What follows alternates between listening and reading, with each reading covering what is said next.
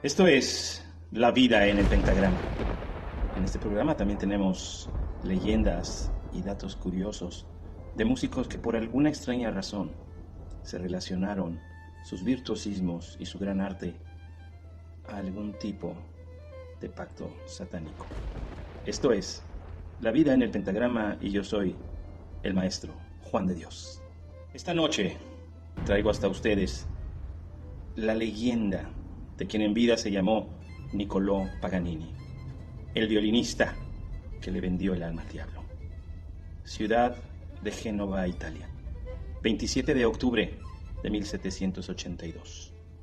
La señora Bocchiardo y Antonio Paganini daban vida a quien es conocido en nuestro tiempo como el más grande violinista que jamás haya tocado esta tierra.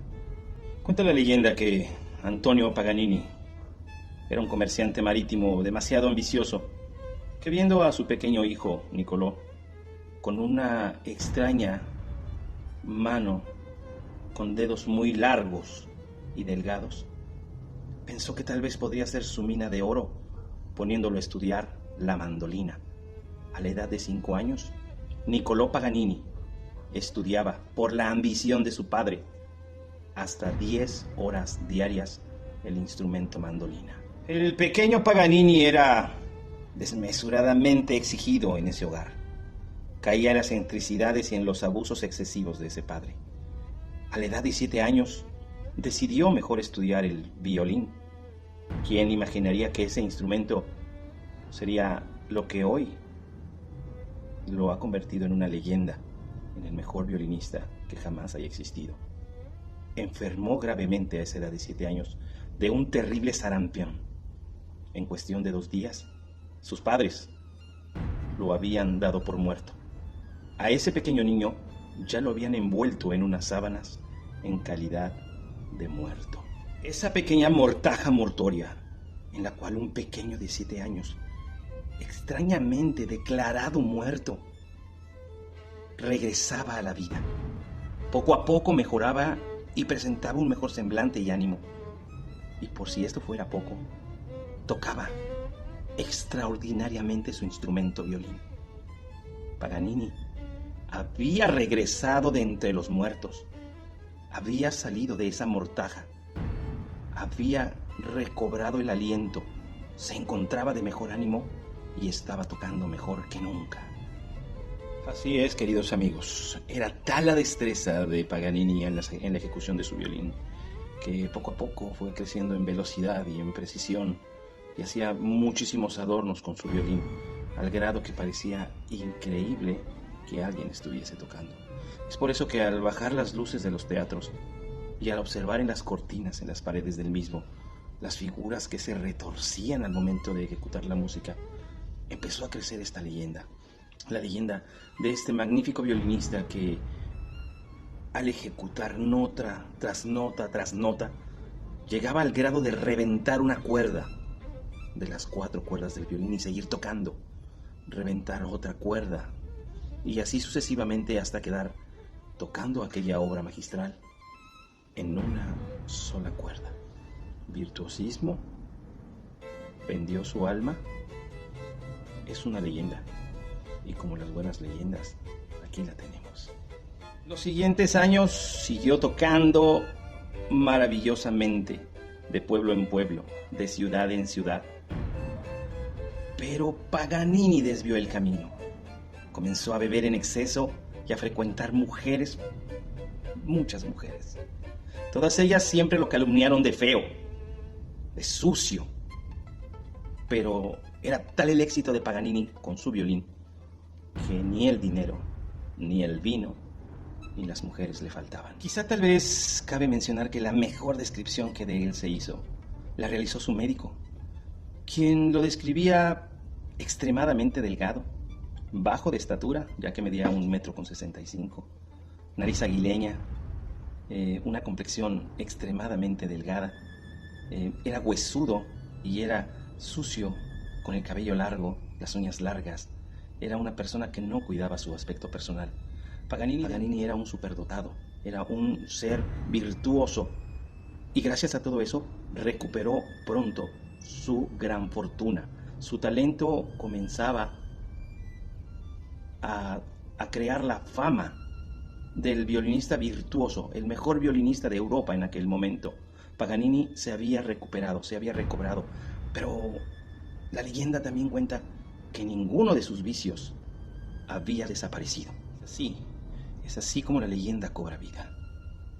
El extraordinario talento de este músico comenzó a difundirse de ciudad en ciudad, llevándolo a los lugares más apartados de aquella Génova, Italia, llevándolo a los grandes palacios, a los grandes teatros de ópera.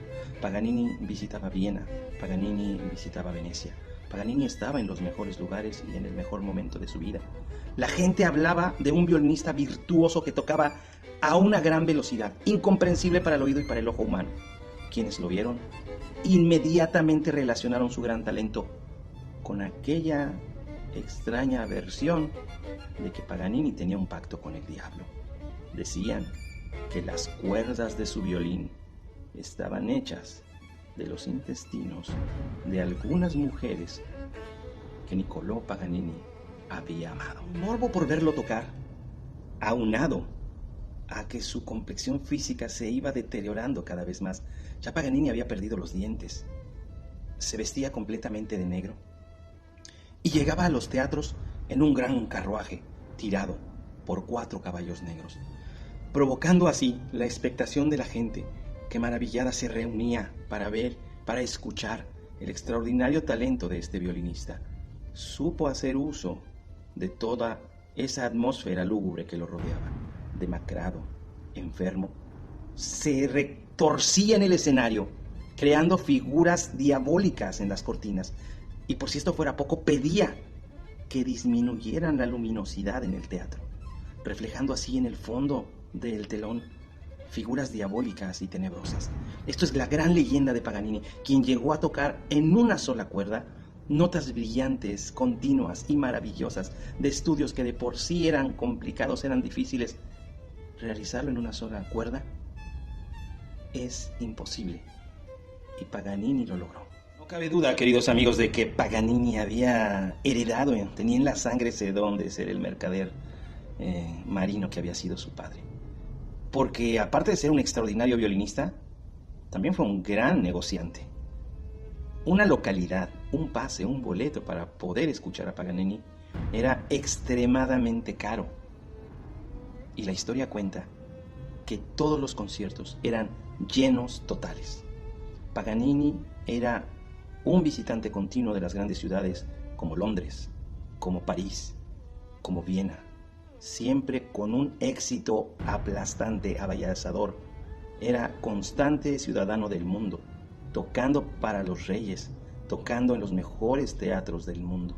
Paganini vendía ya ciertos recuerdos con el nombre de Paganini, servilletas, pañuelos.